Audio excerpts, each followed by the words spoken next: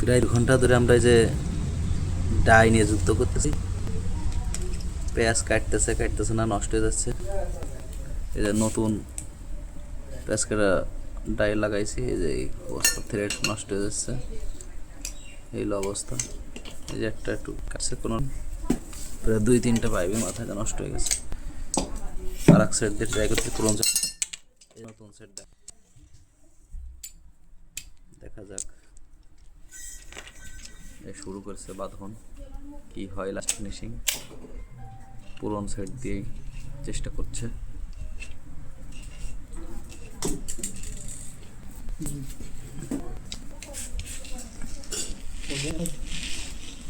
কাটতেছে খ্যার খ্যার করে, থাক।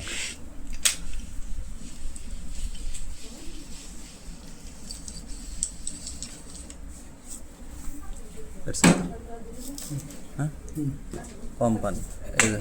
এই যে মাত্র একটা কাটলো, দেখা যাক পরেটা কি হয়।